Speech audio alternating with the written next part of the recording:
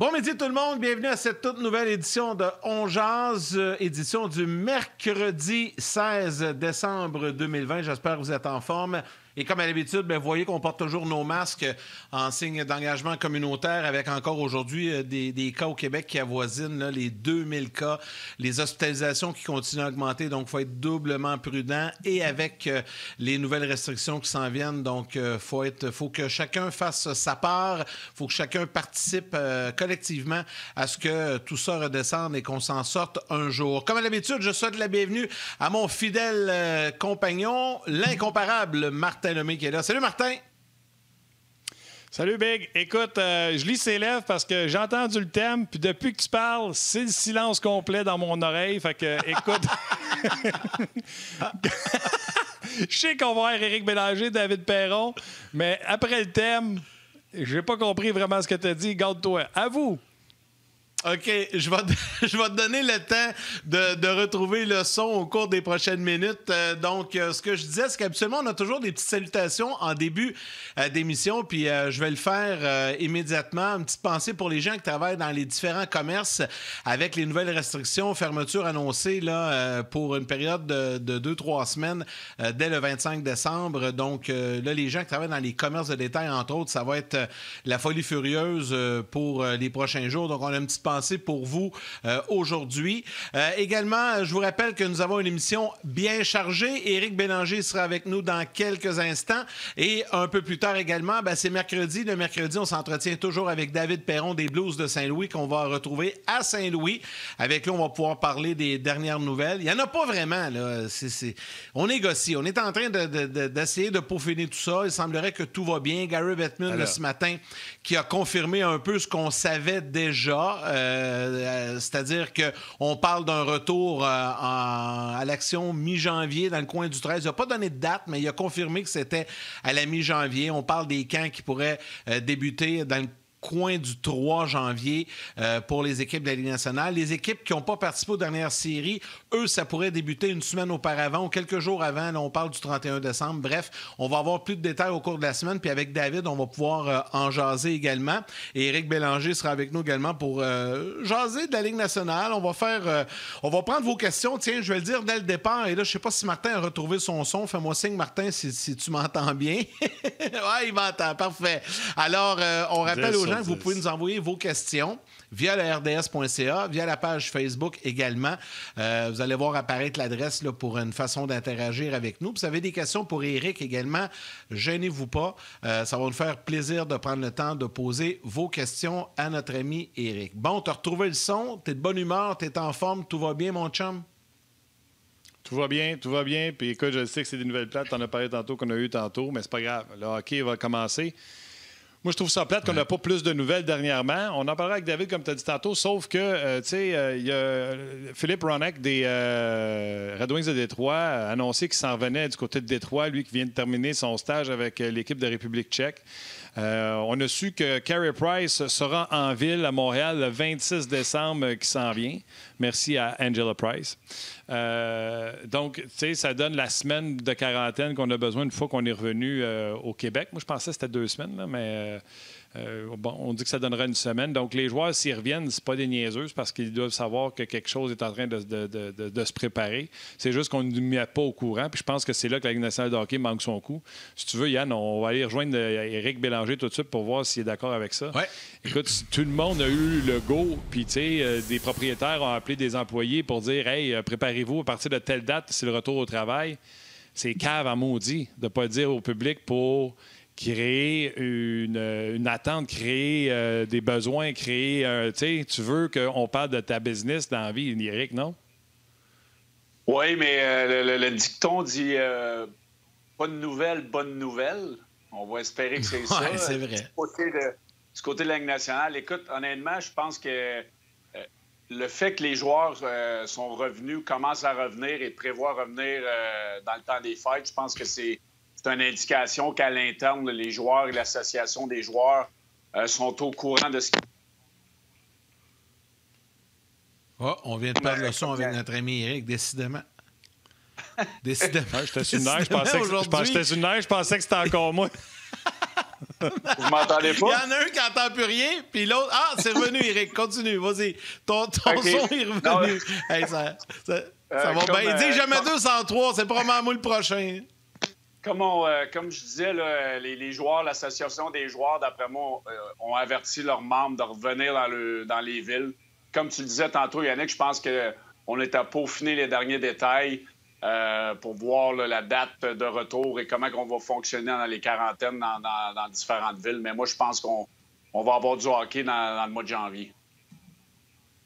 Oui, moi aussi, je pense qu'on s'enligne vers ça. Mais tu sais, Martin, pour revenir un peu à ce que tu disais, toi, ça te frustre un peu de voir qu'il n'y a pas de nouvelles, qu'il n'y a rien qui sort, mais en même temps, tu sais, moi, je comprends un peu la Ligue nationale. Tant que c'est pas signé, réglé, tu sais, annoncer des choses à l'avance, ça peut être un peu dangereux.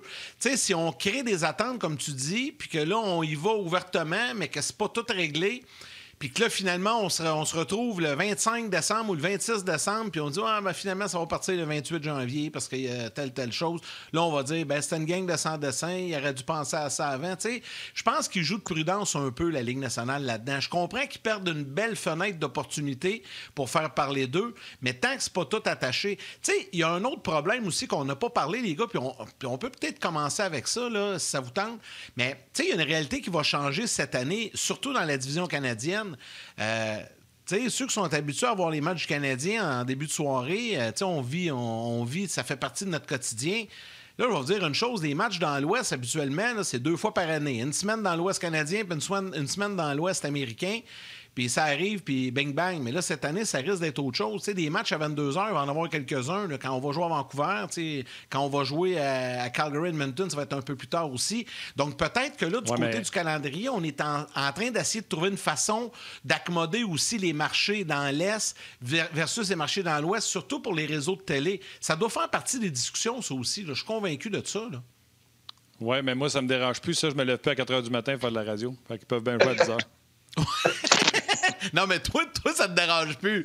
Mais, tu sais, probablement qu'on veut, en tout cas, j'imagine, là, pour les marchés de Montréal et Toronto qui sont super importants dans la Ligue nationale, les marchés de télé, tu sais, on veut peut-être essayer de trouver une solution. Peut-être qu'on va jouer les 2 premiers matchs à 22 h quand ça va être à Vancouver, heure de l'Est. Peut-être que là, avec la journée de congé, le 3e match, il va-tu jouer en après-midi? Va-tu jouer en fin d'après-midi? En début de soirée? Mais ça veut dire qu'heure du Pacifique, ça va être en fin d'après-midi. C'est tous des petits détails. Là. Des fois, on a l'impression que c'est niaiseux, c'est des peccadilles, mais c'est des peccadilles importantes quand même dans la négociation. Peut-être les joueurs aussi. Rappelez-vous, il y a une couple de semaines, j'avais dit, j'espère que la Ligue nationale va vous présenter des matchs en après-midi. Parce que c'était le fun. Moi, je trouvais ça le fun cet été quand on avait des matchs en après-midi, en fin de journée, en début de soirée, puis en fin de soirée. Ça faisait un beau menu. On pouvait voir plusieurs matchs. Là, quand il y a 8 matchs en même temps à 19 h, puis 4-5 matchs en même temps à 22 h, ben, tu sais, t'es limité, veut pas. Fait que peut-être qu'ils pensent à ça aussi, parce que là, tout le monde est confiné, tout le monde est à la maison. Fait que des matchs en après-midi, ça peut être bon aussi, là. Mais moi, les gars, j'ai joué une partie de ma carrière, en tout cas le début de ma carrière à Los Angeles. Je peux te dire que mes parents se couchaient tard. Les matchs commençaient à 7h30 à Los Angeles, ça veut dire 10h30 à l'heure du Québec. J'ai joué en Arizona, j'ai joué au Minnesota, j'ai joué à Edmonton. Ouais. C'est tous des décalages horaires de 2 heures et plus. Donc, je peux dire qu'ils sont couchés tard longtemps. Puis... C'est un bon point, ça, Martin et Yannick, dans le sens que pour le décalage horaire, le marché de Montréal, le marché de Toronto, c'est des gros marchés de télévision. Donc, ces marchés-là vont avoir des heures importantes. Bien, c'est ce que je pense aussi. Il y a certainement moyen de moyenner. Bien, il y a moyen de moyenner. Moi, je pense que dans le calendrier, il faut que tu penses que tes matchs contre les Sénateurs, les Leafs... Alors, remarque que les Leafs, souvent, c'est des matchs de samedi soir parce que c'est coast-to-coast. Mais là, tu essaies de les jouer la semaine à 19h, 19h30. Puis les matchs dans l'Ouest, comme on avait parlé, mettons, si tu fais des 3 en 4, bien, tu fais vendredi, jeudi, match tard, là, les gens se couchent tard. Samedi, dimanche, tu mets des matchs, mettons, à 16h. Moi, j'ai resté à Whistler, en Colombie-Britannique. Laisse-moi dire que la journée de ski, elle finissait pas à 4h. 3h30, là, je partais avec mes bottes Puis à 4 heures, je pognais la game du samedi soir du Canadien, puis tout le monde était devant la TV. Je n'étais pas tout seul. Ça. Moi, c'est là d'ailleurs que j'ai vu Patrick Roy dire à Ronald Coré, c'est bon dernier match. Puis nous, on était après faire le souper. C'était une autre dynamique. C'est parce que on ne l'a pas vécu, mais comme partisan, faire le souper, puis souper devant le hockey. En tout cas, moi, quand je vais dans l'Ouest, c'était ça notre routine. C'est juste une routine bien différente parce qu'il y en a beaucoup de partisans du Canadien dans l'Ouest canadien. Ben oui, c'est ça. Puis c'est la même chose avec Toronto. Pour vrai, ils vont penser à ça. Mais l'autre chose aussi, là, c'est que cette année, ce qui va aider pour le début de la saison, c'est qu'il n'y aura pas de partisans. Donc, c'est sûr que certaines villes, eux autres, ils n'aimeront pas ça qu'il y ait des matchs en pleine semaine à 3 h ou 4 h l'après-midi. Parce que normalement, les gens travaillent. Donc, eux, c'est sûr que lorsqu'il va y avoir des partisans qui vont être capables d'aller dans les buildings, vont vouloir avoir des heures aussi qui vont être après le souper, là, à 7 h ou à 6 h le soir, pour que ces gens-là puissent se déplacer, aller dans les arénas. Donc, je pense que le fait d'avoir quelques matchs en après-midi va moins déranger en ce moment, vu qu'il n'y a pas de partisans dans les arénas. Puis là, il y a quelqu'un sur Facebook qui écrit à Martin, parce qu'on parle des heures en après-midi, puis c'est vrai, ça me touche moi aussi. Il dit Frédéric Rouleau écrit Hey, Martin Lemay, ça paraît que tu n'as plus de jeunes enfants non plus, il faut croire. Parce que c'est vrai qu'entre en fin d'après-midi, entre 4 et 7, c'est un peu occupé. Là. Moi aussi, mes gars sont rendus pas mal plus vieux, sont capables de s'organiser. Fait que, moi, j'aime ça. C'est certain, selon le moment où on se situe dans notre vie maintenant, c'est plus compliqué pour des jeunes parents. Mais en même temps, je pense que la Ligue nationale va prendre cette décision-là en fonction des marchés de télé, comme on a parlé, Éric. Je suis pas mal. J'ai hâte de voir, en tout cas, à quoi ça va ressembler. Oui, moi aussi. Puis je pense que c'est des détails qui sont très importants, surtout qu'en ce moment, il faut cibler les gros marchés. Il faut cibler les heures d'écoute les plus appropriées, justement, parce que les contrats de télé deviennent encore plus importants en ce moment. Comme je disais tantôt, il n'y a pas de partisans dans les estrades. Donc, il faut essayer de créer un happening un peu. Oui, il y avait beaucoup de matchs cet été durant les séries éliminatoires, puis on était confinés, semi-confinés, donc on avait le temps, on avait juste ça à faire, regarder les games de hockey. Puis là, ça va commencer au mois de janvier. Beaucoup de gens qui sont en télétravail, on va avoir une télé en arrière de l'ordinateur pour regarder les matchs de hockey en après-midi. Donc, c'est exactement, mais c'est ça que la Ligue nationale puis les propriétaires ne veulent pas se tromper par rapport à ça, parce que si ça peut générer plus de revenus en ayant des bonnes cotes d'écoute à des moments appropriés, je pense que la Ligue nationale en a besoin. Il faut qu'elle cherche toutes les scènes qui peuvent en ce moment. Mais indépendamment de tout ça, là, exemple, l'horaire, le calendrier, whatever, annoncez que c'est revenu, annoncez que vous avez signé, annoncez qu'on va avoir du hockey. Les picadilles de calendrier, vous réglerez ça pas après, mais tu sais, vous monterez le calendrier puis vous direz aux joueurs, ben c'est ça. Il n'y a pas un joueur qui va se lever à la main et va dire non, moi je vais leur bâtir votre calendrier, tu vois ça, on va me prendre un fichier Excel puis je vais vous arranger ça à la mode. Mais non, c'est la Ligue nationale de hockey qui va le faire, le calendrier, puis ça va être ça. Faites juste, tu sais, moi je trouve qu'on a l'air épais présentement de juste pas Diguedine, tu sais, le football, eux autres, nous autres, on va jouer, on ne retardera rien. Ah oui, Diguedine, arrête de branler les branleux. Yannick le dit. Non, mais c'est pas une question. En ce moment, c'est pas réglé.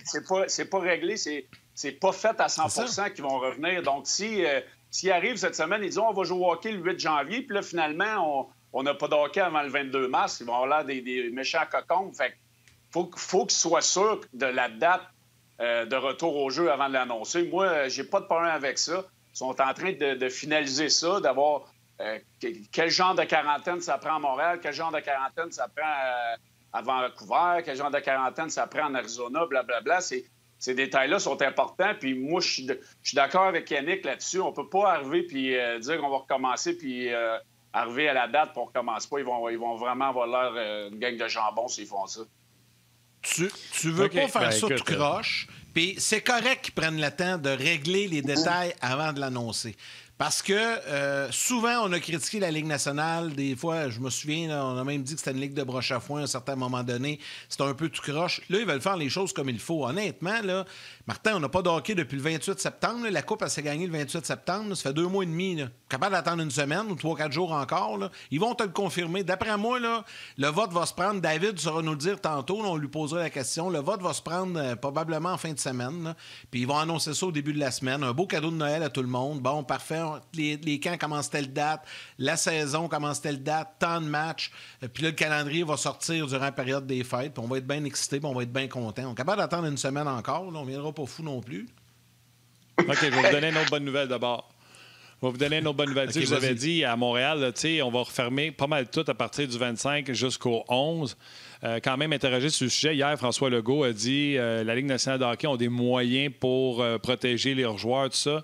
Il voyait ça d'un bon œil, le retour de la Ligue nationale de hockey. Jamais il a mentionné de dire on ferme certaines affaires, donc on va fermer le hockey. Au contraire, il a dit que la Ligue, contrairement aux ligues de garage, la Ligue nationale de hockey est capable de se créer une bulle. Puis c'est des moyens financiers complètement différents qui pourront investir dans la protection des joueurs, etc. Donc ça, c'est de bon augure de savoir que le premier ministre ne se mettra pas contre... il a même dit qu'il a eu des discussions avec Geoff Molson. Fait que ça, c'est des bonnes nouvelles. Oui, bien, tout à fait. Puis en plus, François Legault, il le dira pas, là, mais sincèrement, là, quand on parle de santé mentale puis de bien-être pour tout le monde, là, si on a des matchs de hockey, là, des matchs canadiens là, aux 2 jours, là, au mois de janvier, quand on va tout être pogné dans nos maisons, elle ne peut pas rien faire là, parce que là, c'est jusqu'au 11, mais ils vont peut-être extensionner ça un peu là, si les cas ne baissent pas. Ben, c'est une méchante bouée de sauvetage. Là. Pour vrai, là, ça va nous tenir occupés. T'sais, nous autres, on gagne notre vie avec ça. Là. Ça fait partie de notre quotidien. Mais pour monsieur, madame, tout le monde qui travaille dans les usines ou qui travaille, peu importe, dans le milieu de la santé, quand il vient de faire son 8 ou son 12 heures à l'hôpital, là, l'infirmier, puis qui arrive à la maison, puis qui a un match canadien pour échanger les idées, là, on va te dire de quoi ça va être pas mal plus bénéfique qu'on pense. Là. Fait que ça, je suis convaincu qu'ils y ont pensé aussi. Là.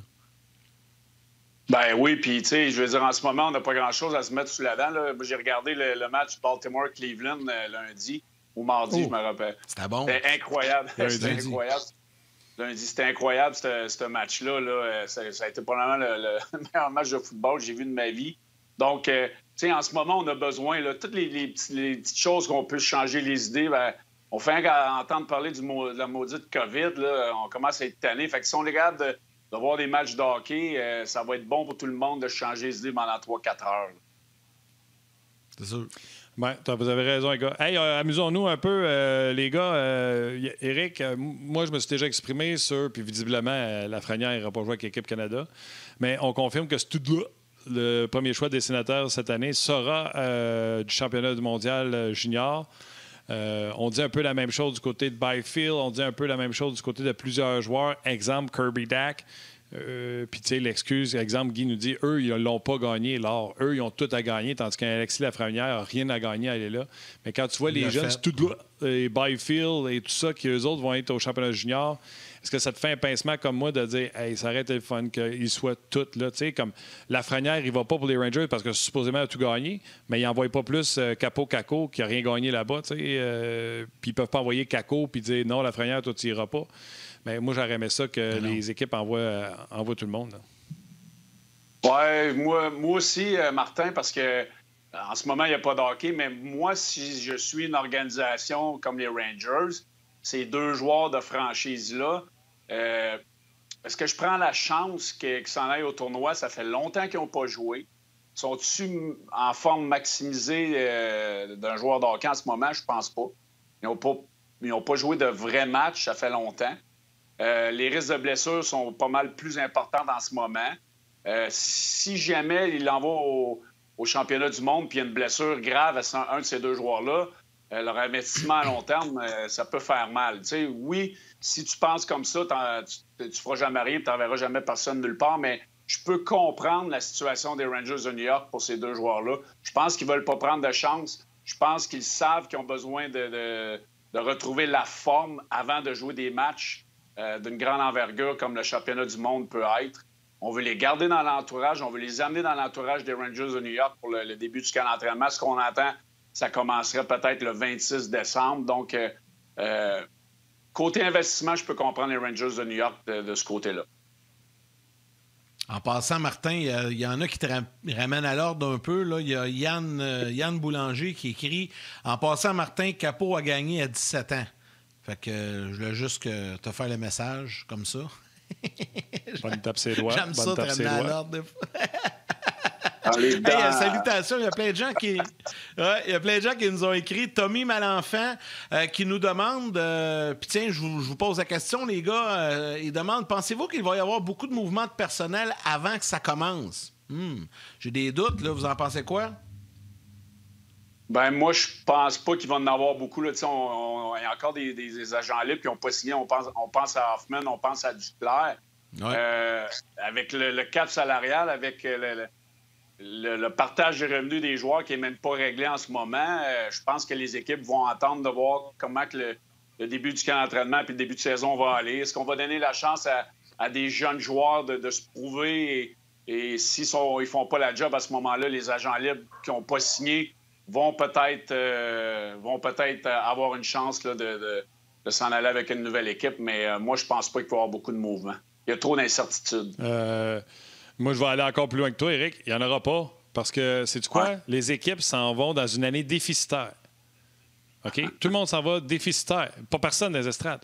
Fait que ça s'en va déficitaire. Puis là, ils sont en train de se demander, je vais perdre 16 millions. Je veux-tu donner vraiment 3 millions à Mike Hoffman puis perdre 19? Tu comprends-tu? Chaque dollar qu'il rajoute, il rajoute ça dans le département des pertes parce qu'il n'y en a pas de revenus. Pas on va faire une campagne publicitaire, pas si on gagne avec ce joueur-là, on va vendre plus d'étiquettes, pas on va vendre des loges corporatives si on gagne avec ce joueur-là, puis il nous manque peut-être juste un petit quelque chose pour passer à l'étape suivante. Non. La question est, est-ce que je veux perdre 12 ou même pire encore, les équipes qui ne sont pas habituées de perdre d'argent, ils se font « Hey, je veux-tu break-even ou je veux perdre 4 millions? » La question qui est là. Est-ce la fin? Moi, je ne sais pas. Est-ce la fin pour Hoffman et Duclair? Non, mais moi, je peux dire en affaire, les gars, quand une équipe va en perdre 5 de fil, là, je peux dire en affaire, le coach puis le directeur général va aller cogner à la porte du propriétaire. Écoute, là, mon jeune choix de deuxième ronde ou peu importe, là, que tu veux payer 800 000 pour sauver 3 millions, comme Martin l'a bien dit, je pense que là, les gars comme Hoffman, des gars comme Duclair vont se trouver des jobs parce qu'il va en avoir la pression. Le mec, la saison recommence, les équipes vont vouloir gagner. Il n'y aura pas 82 matchs, donc il va falloir maximiser les débuts de saison. Fait que je peux te garantir qu'il y a des équipes qui vont passer un moment difficile, là, 3, 4, 5 games de fil sans victoire. Ils vont en avoir des mouvements de personnel. Oui, bien, écoute, on verra. Mais, tu sais, on va se dire la vérité, puis c'est peut-être méchant, là. D'après moi, il n'y a personne qui est en train de se dire que Hoffman ou Duclair vont sortir d'une série de 4 défaites de suite. Je m'excuse, là. Ces gars-là, pour moi, c'est pas des... c'est pas Donner un des... exemple. Puis il y a la question... Oui, mais c'est ça. C'est pas des...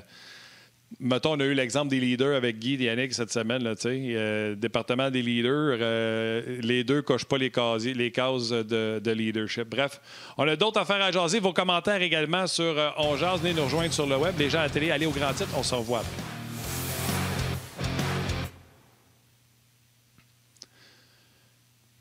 Alors, on est de retour pendant que les gens de la télé nous ont quittés pour aller au grand titre. Oui, c'est ça. Les joueurs qui restent, là, à moins que Corey Schneider, il y a quelqu'un qui a besoin d'un gardien de but, un vétéran comme Andy Green, je pourrais comprendre, ça serait des ajouts pas chers. Mais oubliez ça. Hoffman aurait dû, ou Duclair aurait dû se trouver un contrat en Europe pour jouer 1 an, comme un peu a fait Charles Hudon. Parce que je vois pas comment. Puis je ne sais même pas Duclair. C'est-tu lui qui n'a pas refusé un offre des sénateurs, puis les sénateurs ont débarqué d'attitude, puis il n'y a pas rien eu après? Ben lui il a décidé de se représenter, ce qui est une grave erreur, à mon avis. On en a déjà parlé. Écoute, c'est sûr que si les sénateurs ils ont offert un contrat, ils doivent le regretter en ce moment. Puis ce qui va arriver, c'est qu'à un moment donné, ces joueurs-là vont vouloir jouer au hockey. Ils vont devoir jouer au hockey. Duclair est encore jeune. Là, il a besoin de continuer à se prouver.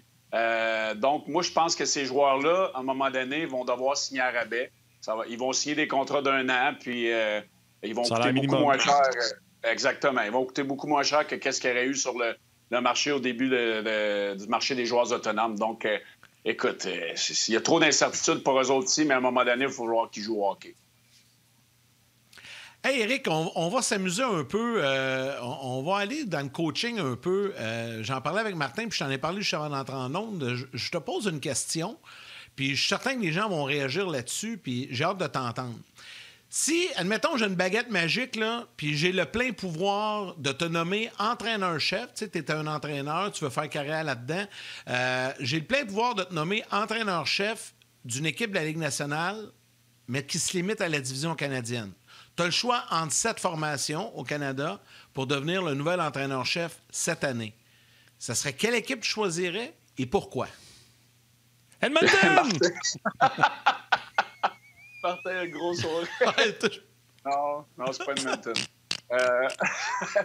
Ça serait le Canadien. Tu veux pas aller vivre là-bas?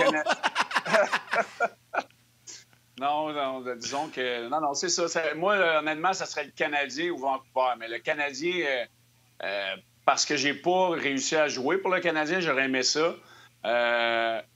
Et j'aimerais vivre le thrill d'être dans l'action à Montréal à tous les jours puis d'essayer de ramener une Coupe Stanley à Montréal. T'aimerais ça, toi? Te faire poser des questions 2 fois au lieu qu'une, en français, en anglais.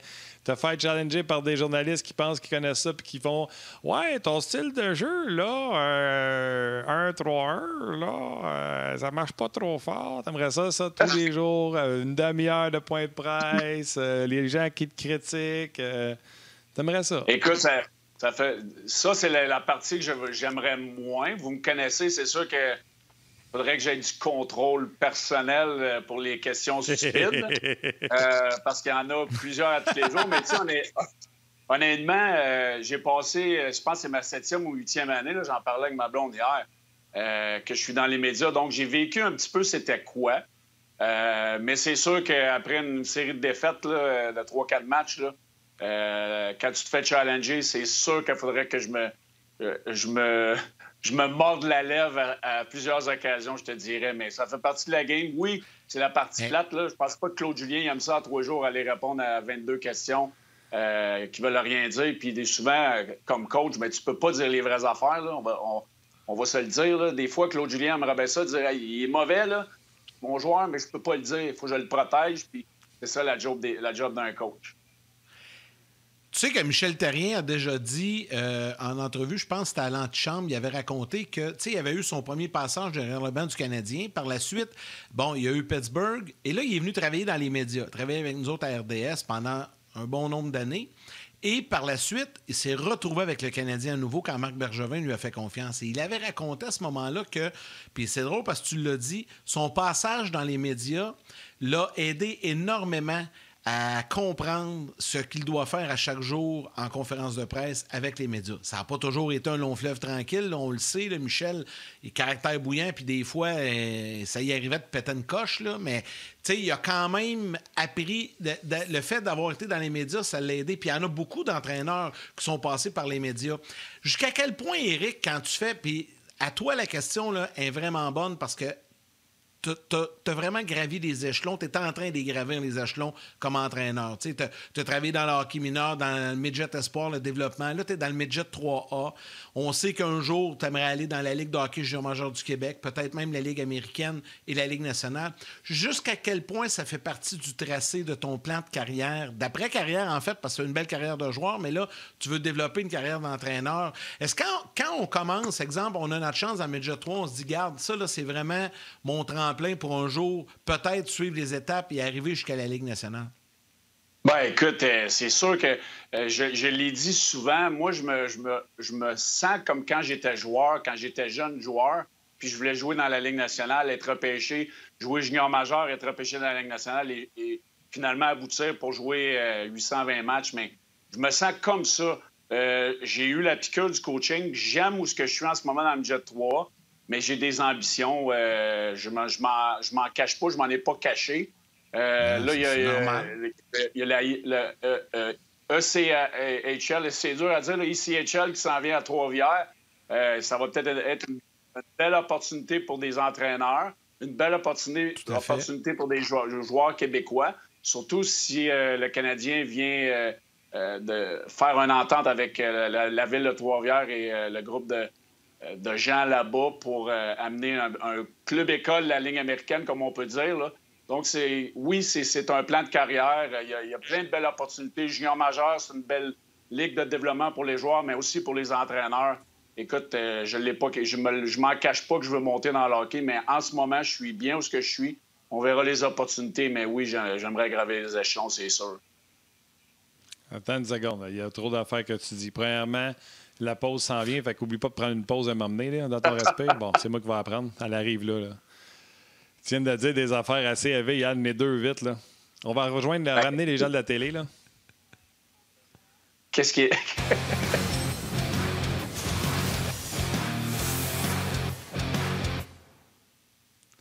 Bon, là, on était après de parler de coaching, de conférences de presse, puis là, pour une raison qu'on ignore, qui est très obscure, Éric Bélanger a dit dans son énoncé, il y a une nouvelle équipe à Trois-Rivières de la East Coast League. Là, on n'a plus le droit de l'appeler de même, mais whatever. Le CHL. Puis là, c'est CHL, là, eux autres. Puis là, il dit ça, c'est des belles opportunités. Éric Bélanger, es-tu en train de me dire que toi, faire le saut Midget 3 sans toucher à la Ligue de hockey junior majeur du Québec, puis aller coacher East Coast League, ICHL, tu ferais ça, toi? Ben oui, pourquoi pas? Ben oui. OK. C'est-tu un poste que t'as-tu jasé avec Marc-André Bergeron? T'as-tu appelé du monde? T'as-tu... Ça rien. OK. Tu vois, je travaille pour toi. Je travaille pour toi, Éric Bélanger. Je te prépare à des questions de journalistes quand tu vas être coach. Fait que ça va être ta réponse, ça va être « Je te dirai rien ».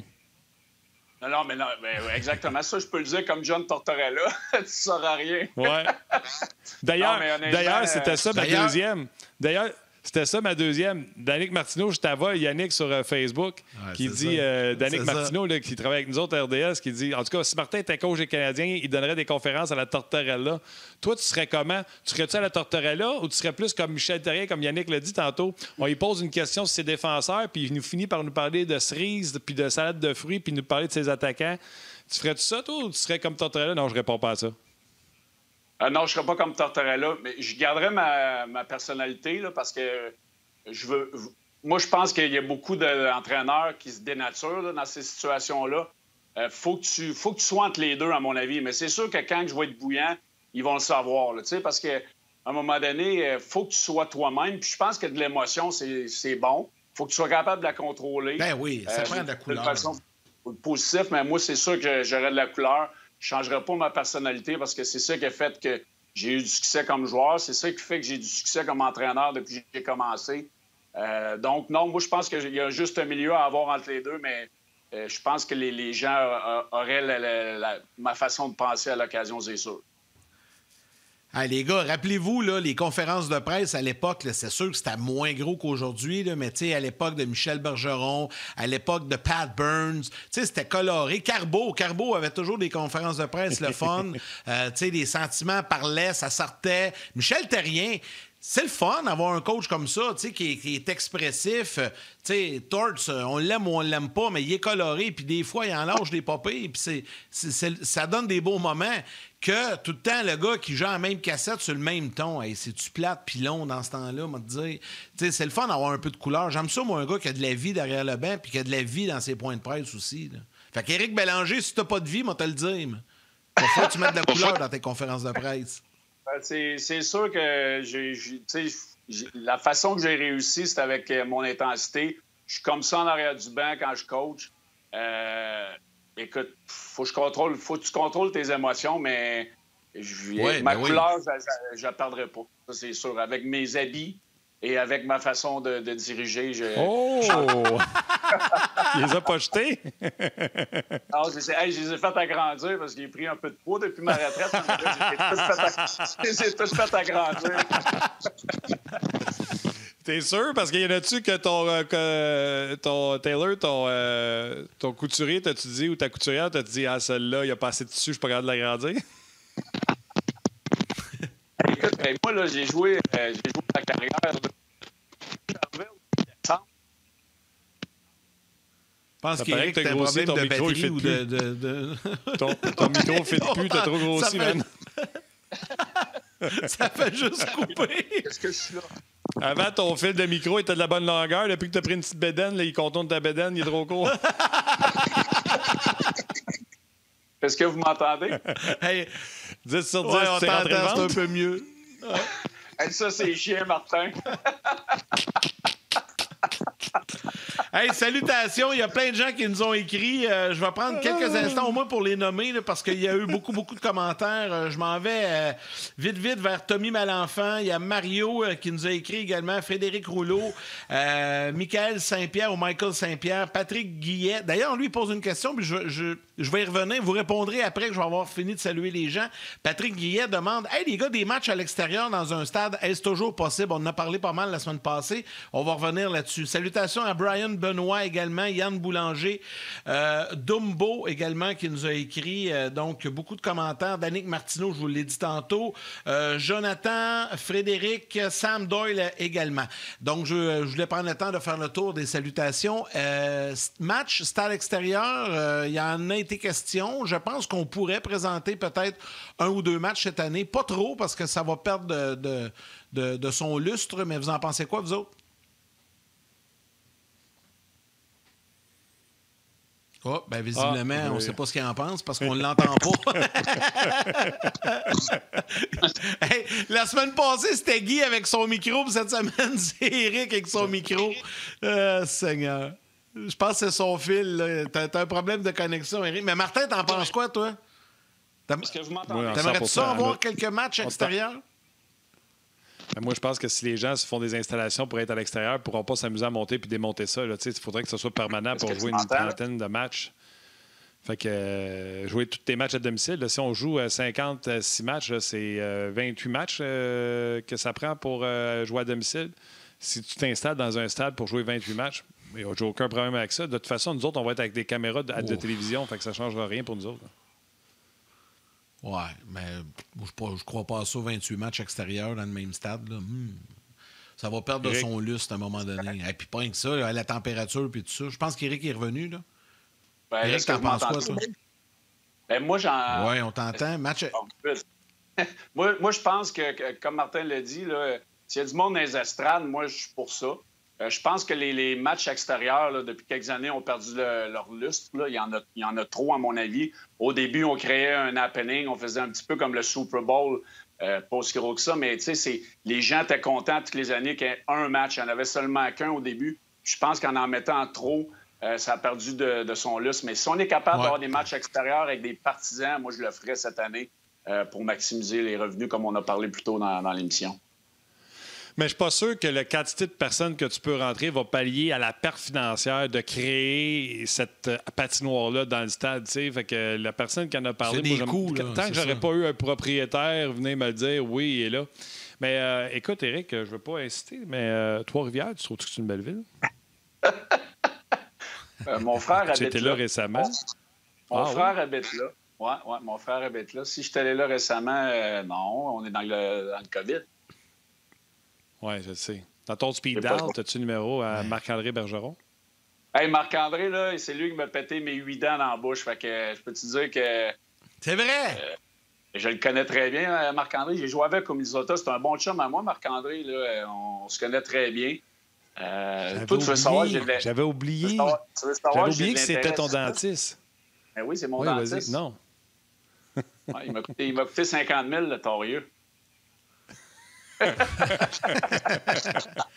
veux pas te faire de peine, mais je t'en c'est pas pose dans la SCHL qu'il va te leur donner. Non, c'est ça. Hey, je t'en pose une pour finir, là, parce que David s'en vient, mais je t'en pose une. Tu veux devenir entraîneur-chef, là, t'es entraîneur-chef. Tu aspires à une carrière d'entraîneur-chef. Mais si on te proposerait un rôle d'adjoint, exemple, à Trois-Rivières, dans la ECHL, serais-tu prête à accepter d'y aller comme adjoint, prendre de l'expérience pour retourner comme entraîneur-chef, ou tu dis non, moi, c'est vraiment le rôle d'entraîneur-chef que je vise? Écoute, on ne sait pas ce que l'avenir nous réserve, là, mais honnêtement, je pense que j'ai plus le tempérament d'être un entraîneur-chef. J'aime être dans le... Comment on peut dire ça? Dans le bain, j'aime prendre les décisions en arrière d'un banc comme coach. C'est là que je suis à mon meilleur. Je ne sais pas comment je serais comme assistant coach parce que je l'ai fait seulement une semaine dans ma carrière au Challenge Gatorade là, de la Ligue junior majeure du Québec. Je pense que je suis un entraîneur-chef. Ça va être ça ma réponse. Parfait, c'est bon. Ça mérite d'être bien. Je suis bien au Midget 3 comme coach. Et comme je disais, je l'ai vécu depuis le début de ma carrière de coach. J'ai toujours été entraîneur-chef, à part une fois. Puis je pense que je suis fait plus pour diriger, même si les entraîneurs adjoints sont tellement importants dans un coaching staff. Là, mais oui, je suis un entraîneur-chef. All right, mon chum. Écoute, on va te laisser aller faire du spinning. Puis on s'en jase. Hey, non, on se parle plus avant le jour de l'an puis Noël. Fait que joyeux Noël, bonne année, santé, mon chum. Je te fais un gros câlin puis prends soin de toi. Bonne fête à vous autres, les boys. Salut, puis safe à tout le monde à la maison. All right, salut, pas trop de Éric, bain, merci. On te retrouve en janvier. Hey, écoute, ça va vite. On a déjà David qui est là. Je ne sais pas avant, Martin, si tu veux prendre quelques instants, parce que tu n'as pas eu l'occasion de saluer les gens sur le RDS.ca. J'en ai fait quelques-uns sur Facebook. Mais vas-y, nomme-en quelques-uns. Écoute, Jean-François Archambault, qui dit son bon chum, lui pète 8 dents, j'imagine, pas ses ennemis, qu'est-ce qu'il ferait? En parlant de Marc-André Bergeron qui a brisé les dents à Éric. Il y a Jonathan Audet, il dit est-ce qu'il t'a payé une bière pour compenser le 50 000 $? Je pense que les gens ont bien aimé cette anecdote-là. Laurent Saint-Pierre, qui est un régulier également, qui est là aujourd'hui. Gaétan, salutations. Carl No. Marc Hayes, qui est là. En plus, il prend tout le temps la peine de me dire s'il est là en live ou. Parce que des fois, il nous prend en rediff. Bref, salutations. Michael Bourassa également, qui dit qu'il aimerait ça voir Éric aboutir à Trois-Rivières. Mais si tu veux, Yannick, tu l'as bien dit, on va aller rejoindre David Perron. Comment ça va, David? Ouais. Salut les boys, comment ça va? Écoute, c'est toi qui vas nous dire comment on va. Quand est-ce que vous mettez de l'encre sur le papier puis qu'on joue, là? En tout cas, je pensais que Guy Boucher, il n'arrêtait pas jamais de parler, mais Éric, il est pas mal semblable. C'est le fun de vous écouter, les boys. Regarde, honnêtement, on n'a rien de retour encore, donc ça travaille très fort, ça c'est sûr, certain. Du côté de Saint-Louis, on n'est pas sûr à 100%. Ça regarde qu'on ne pourrait même pas avoir de partisans d'ici début mars, j'imagine. Donc, quand vous parliez des patinoires extérieurs, moi, je trouve que c'est une très bonne idée. Je pense que l'équipe qui doit faire ça doit maximiser le nombre de matchs qu'ils peuvent avoir là. À la limite, d'avoir d'autres équipes qui se joignent à eux autres. Si t'es pour jouer contre la même équipe 8-10 fois, je pense que ça vaut la peine de faire le plus de matchs-là. À la limite, de splitter les revenus, d'avoir plus de matchs dans leur arena. Donc, j'ai hâte de voir. Il y a plein de façons. On entend aussi parler du Dr. Fauci qui recommande à Gary Bettman peut-être même les Hub City. Donc, j'ai hâte de voir. Oui, parce que ça a sorti un petit peu dans les dernières heures là, de peut-être favoriser ça, surtout du côté américain. Mais ça vient peut-être de changer. Tu sais, Martin disait tantôt au début d'émission, j'ai hâte qu'ils annoncent, j'ai hâte qu'ils disent de quoi. Mais c'est peut-être ça aussi qui fait que ça s'étire un peu. Parce que là, votre vote n'a pas eu lieu encore. Puis c'est peut-être ça, la donne qui a changé, que là, s'il faut y aller avec des villes-bulles, là, ça va changer le portrait un petit peu, là. Ouais, mais je pense que ça, c'est un peu hors de notre contrôle. Notre bataille, le plus gros de notre bataille a déjà été faite. C'est le côté financier. Puis je pense que les joueurs ont tenu debout. On en a parlé assez souvent pendant plusieurs semaines. Il n'y a rien qui bougeait finalement. On a pas mal gagné cette partie-là. Ça a l'air bien. Mais sans dire gagner, on a juste maintenu ce qu'on s'était entendu au courant de l'été. Puis je pense qu'on est super content de ça. Le scénario, le format, comment que ça va se faire, la cédule, etc. Je pense qu'on est on board avec n'importe quoi. Que ça soit un calendrier de 82 matchs, un calendrier de 41 matchs. Regarde, ça, je pense que ça va être selon les propriétaires, selon les postes de télévision, avec les Olympiques qui vont commencer vers la fin juillet. Il faut que ça soit fini avant ça. Donc, ça regarde vraiment que ça soit pas 82 matchs, mais garde, c'est hors de notre contrôle. C'est quoi la grosse affaire qui reste à régler, David? Si tu dis, nous autres, là, ça soit 56, 52, 48, 68, on s'en fout, là. On veut juste jouer au hockey. Puis c'est pas mal le discours que vous dites depuis le début. Tu sais, Vlasic, toi, vous avez dit, on a un contrat, on veut jouer. C'est ce que je dis à Yannick. Les joueurs disent qu'ils sont prêts. Les bicadilles de savoir où on va jouer, le calendrier, puis les bulles. ils ont juste à faire l'annonce. C'est surtout si les joueurs disent on est prêts. Fait que c'est quoi qui manque? C'est où ça? Y a-t-il quelque chose qui accroche? Non seulement on est prêt, mais tous les joueurs sont en ville dans pratiquement toutes les villes de l'Amérique du Nord. Peut-être moins au Canada. Je sais qu'au Canada, c'est encore plus tête. Sauf à Montréal. Oui, bien justement. Price va arriver le 26, ça a l'air. Puis j'ai parlé à Jake Allen pas mal dans les derniers temps. Puis tu sais, je pense que les gars, si l'aréna pouvait être ouverte, il y aurait plus de gars, ça c'est sûr et certain, mais tant qu'à retourner là, puis pas avoir le setup qu'ils ont habituellement, leur setup idéal, je comprends les gars aussi de rester dans leurs endroits, rester dans leur ville natale, passer peut-être Noël là, puis revenir après. Du côté de Saint-Louis, je pense qu'il nous manque 1 ou 2 joueurs. Donc, on est prêt, ça fait assez longtemps. Moi, j'ai été ici depuis le début, donc j'ai hâte que ça commence, ça c'est sûr et certain. Qu'est-ce qui reste à régler? Honnêtement, je pense que c'est vraiment juste la cédule. Il essaie d'avoir les réglementations de chaque endroit. Une équipe comme San Jose, je pense qu'il est dans le Santa Clara County en Californie, qu'eux, ils ont 0 chance de commencer, ça a l'air, leur camp d'entraînement ou même leur saison. Donc, ça se peut que ça soit déménagé en Arizona pour leur équipe pour commencer. Donc, c'est sûr que ça ne doit pas être une logistique assez facile à régler.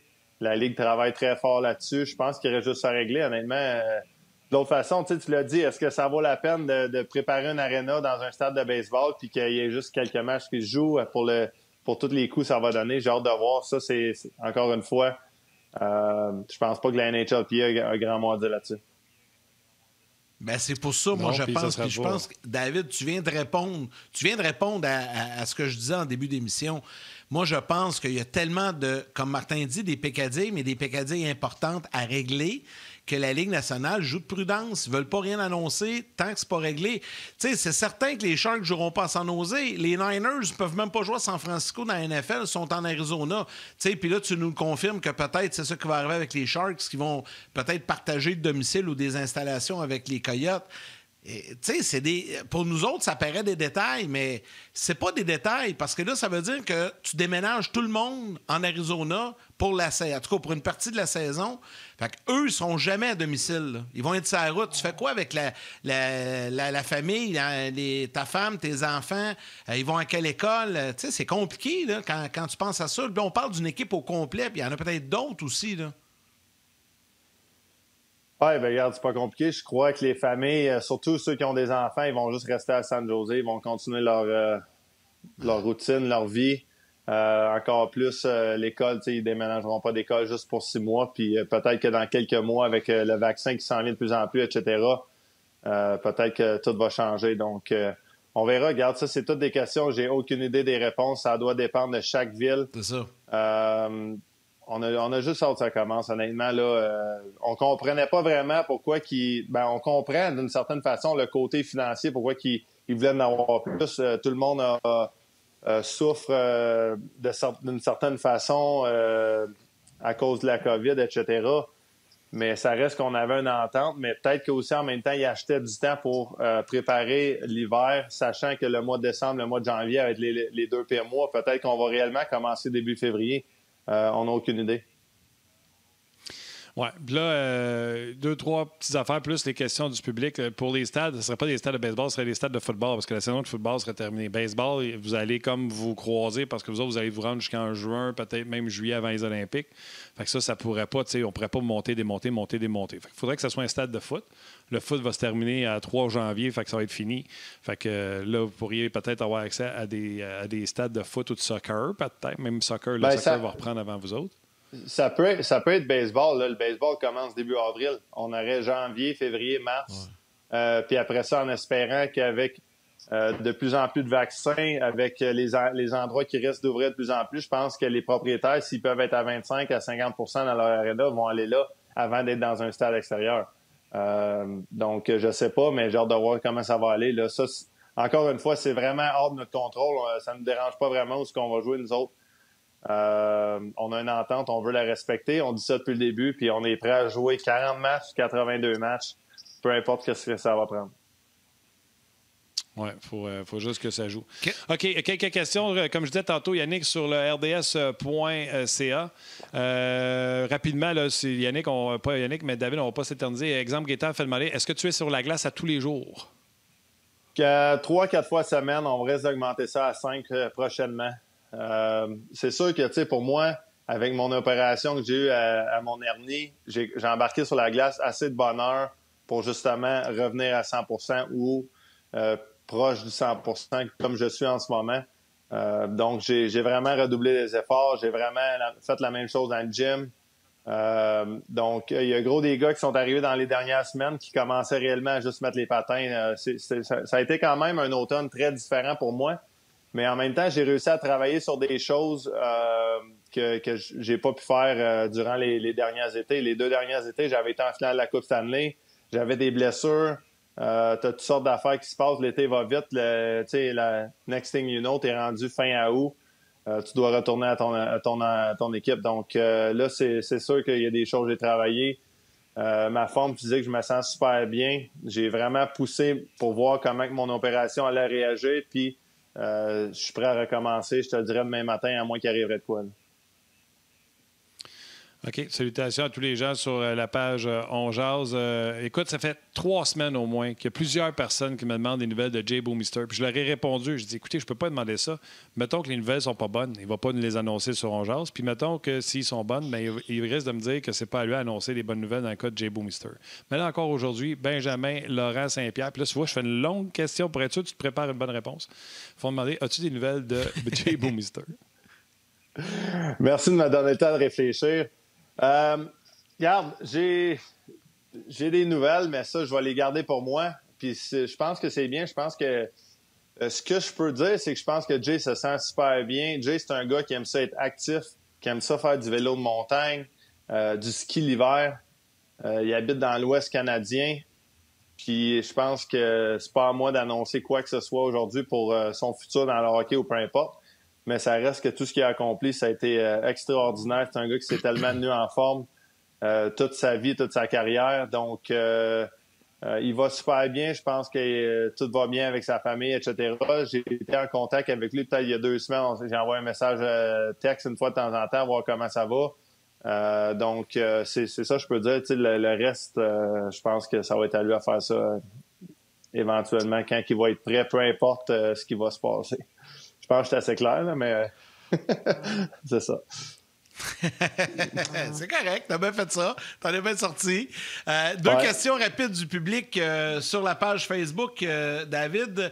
Je vais avec une première, mais j'en ai une autre par la suite. Il y a Patrick Guyet qui demande, est-ce que, David, tu as déjà joué un match extérieur et sinon, aimerais-tu en jouer un? Et même si tu en as déjà joué un, aimerais-tu en jouer un autre? C'est sa question. Oui, définitivement. J'ai joué contre Chicago à Saint-Louis dans le Busch Stadium. C'était une de mes plus belles expériences de ma carrière au moment où c'est arrivé. Donc, oui, effectivement.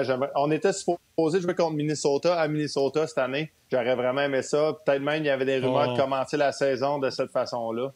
Donc, oui, j'espère en jouer un autre. Ce n'est que partie remise. OK. J'ai une question du public. J'ai également une question vaccin. On va dire bonjour aux gens qui sont à la télé. On jase revient demain. Sinon, venez nous voir sur le web. Le temps de dire salut, maman. Puis David, je te pose ma question.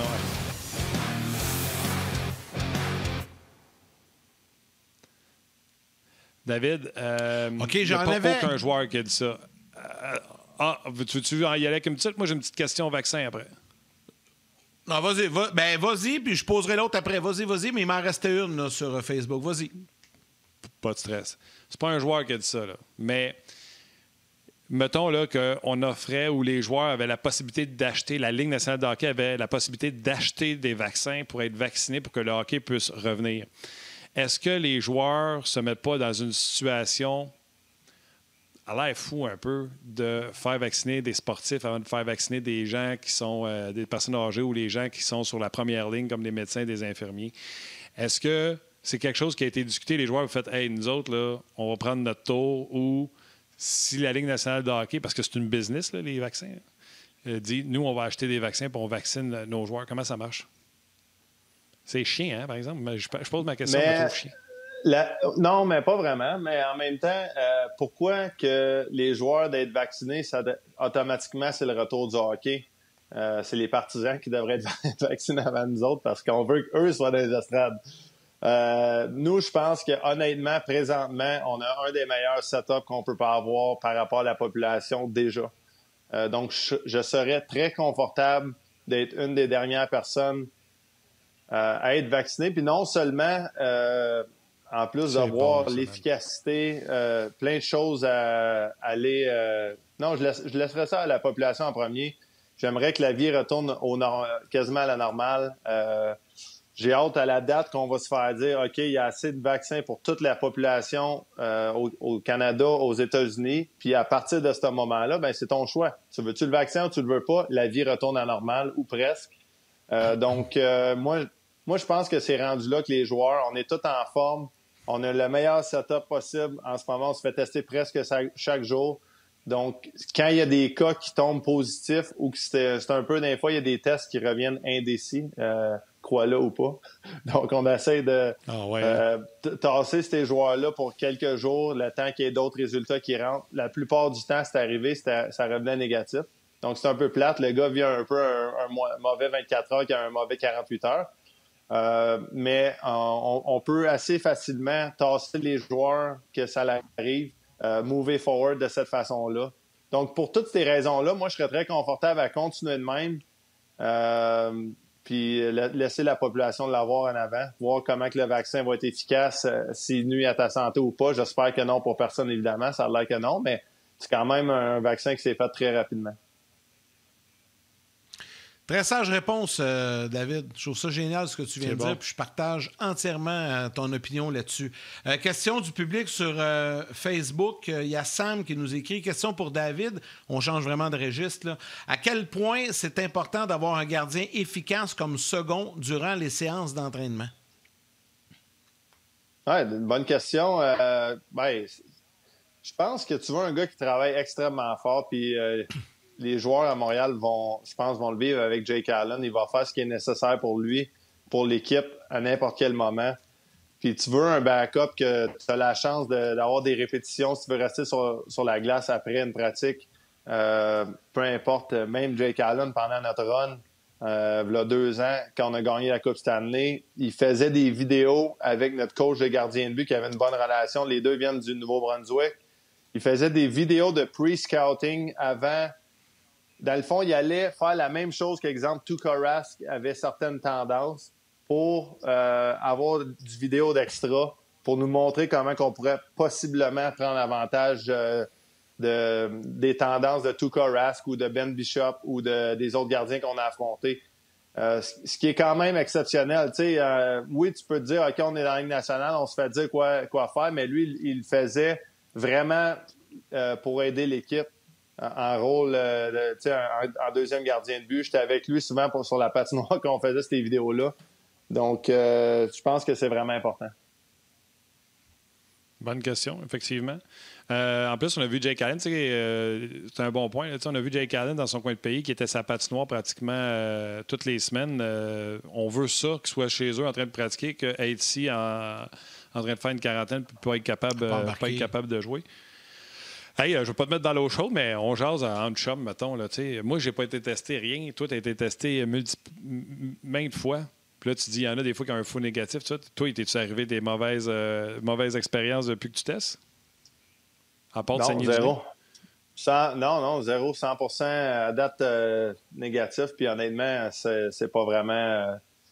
c'est pas vraiment juste mon contrôle d'être négatif. Je vais à l'épicerie, tu fais quand même certaines choses tu peux l'attraper. Donc, j'ai aucunement peur du vaccin, pas du vaccin, excuse, de la COVID, du sens que je trouve on fait partie des plus chanceux en ce moment dans notre setup, que s'il y a un joueur qui teste positif, on le sait pratiquement en dedans de quelques jours. On les tasse, la propagation a été très limitée. Donc, pour moi, il n'y a rien arrivé. Mon petit gars, à un moment donné, il est arrivé de l'école, il était malade, puis l'école demandait un test. Ça, c'est moins plaisant, je trouve, pour les enfants. Mais encore une fois, on avait la chance. Je l'amenais à l'aréna avec moi. Il a fait un test du nez cette journée-là. C'était pas plaisant. mais en dedans de quelques jours, on a pu le retourner à l'école parce qu'il était négatif. Puis j'avais une idée qu'il serait parce que moi, je l'étais depuis tous les temps que je testais. Présentement, on est plus sur un test de salive qu'il faut que tu remplisses une petite fiole avec un peu de salive. Donc, c'est depuis qu'on a ça que c'est qu'on a un avantage avec la salive. On a le retour du test le soir même, souvent. Tandis qu'avec tous les cas qu'il y a aux États-Unis pour celui du nez, on risque de le revoir 2 à 4 jours après. Donc, quand il y a un test qui tombe positif ou indécis, ben là, on va aller faire un test avec le nez pour vraiment... je pense qu'il est un peu plus précis, ce test-là.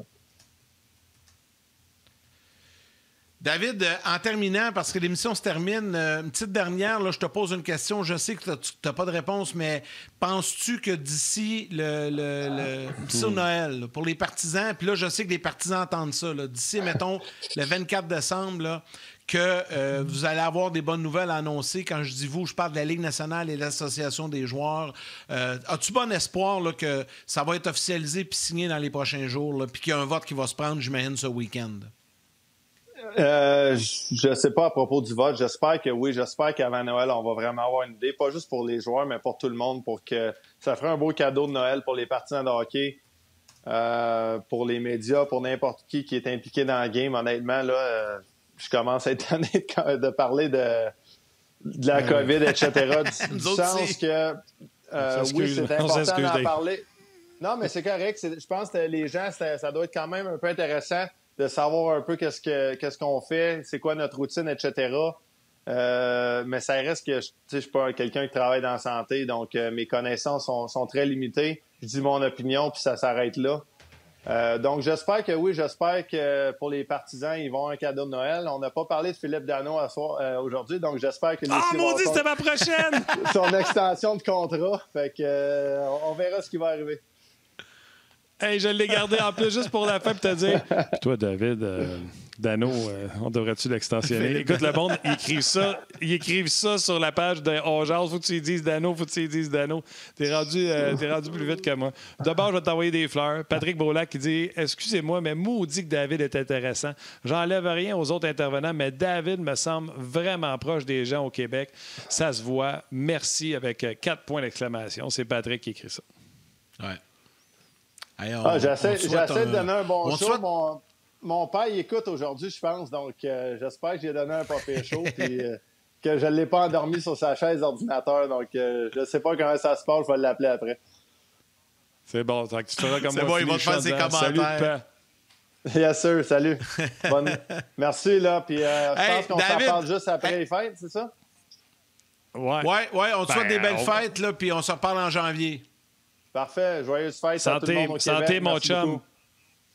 Merci, salut, là. Bye. Bye.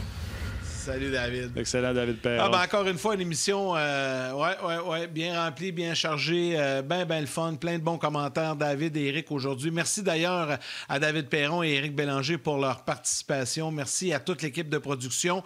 Valérie à la réalisation mise en onde. Merci à Joël aux médias sociaux, toute l'équipe de production à RDS en régie. Merci beaucoup pour votre excellent travail. À vous tous les jaseux, peu importe la plateforme, vous avez été avec nous et vous prenez le temps de nous écrire et envoyer vos questions et commentaires. C'est très, très apprécié. Demain, Guy Boucher sera là et Nicolas Aubé-Cubel des Flyers de Philadelphie sera notre invité également dans la deuxième portion de l'émission.